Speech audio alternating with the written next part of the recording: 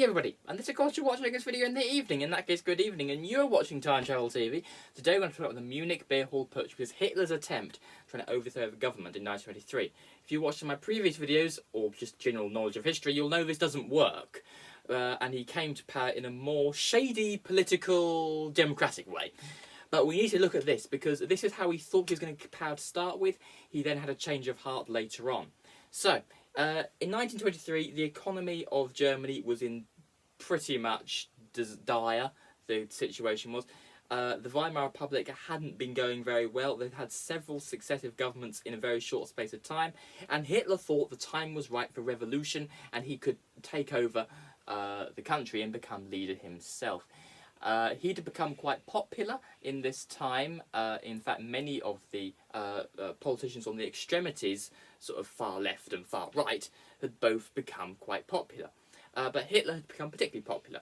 And he wanted to base his revolution on the Mussolini's march on Rome the previous year. The plan went like this. First of all, they were going to capture 3 of the top Bavarian politicians and get them on side. They'd then send a message to Hitler, would then send a message to his friend Ernst Röhm, who had some of his own troops, who would then capture strategic positions in Munich. Then they would march to Berlin, overthrow the government, and set up a new one. Da da da da! Well, that sounds like a big plan. It can't fail, except it did. First of all, scheduled to be on the 10th to the 11th of December. But they decided to change the date because they wanted to try and get all the, because they realised all the big Bavarian politicians would be in the same place on one night, which would be the 8th of December. They wanted to try and capture them all together, so they moved it to the 8th of December, moved it forwards. So, what happened was Hitler burst into the beer hall, which was where the 3 Bavarian bigwig politicians were, and told them that the National Socialist Revolution had begun.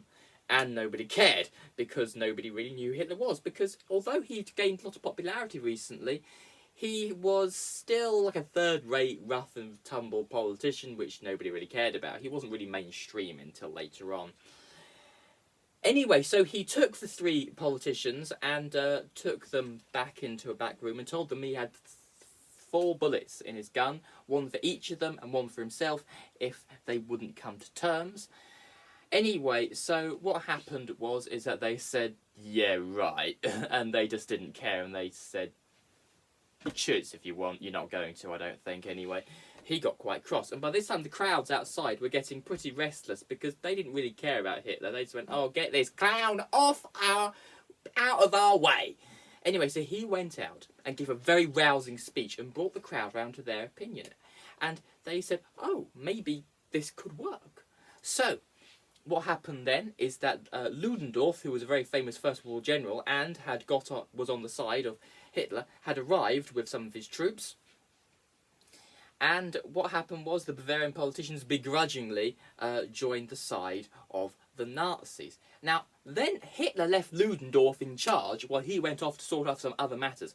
When he came back, Ludendorff had let them all go and said that their wives would be worried about them, so they decided to leave. Now, they used this as an excuse. They didn't actually go and speak to their wives. Well, they may have done, I don't know. But they mainly went and warned the police and the army. So now realising that Hitler was a bit cross about this, now reason he's lost his 3 big trump cards, him and Ludendorff set up a plan to capture Munich. So they led 2,000 troops into the centre of Munich.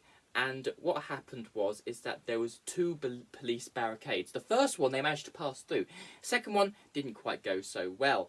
Many were shot. Many Nazis were shot. 14 Nazis were killed, in fact, in a gunfight which lasted about half a minute in total. 14 Nazis were shot. 4 police were killed. Hitler dislocated his shoulder.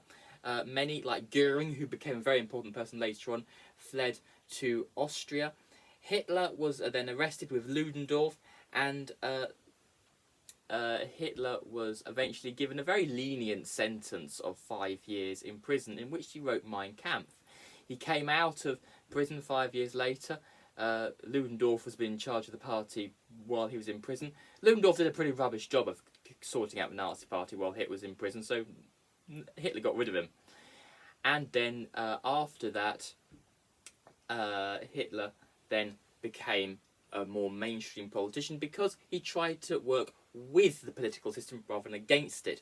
What he did was he tried to get more seats in the Reichstag, and coincidentally, when the Great Depression came in 1929, this became way easier because everybody really hated the Weimar Republic again, like they did beforehand.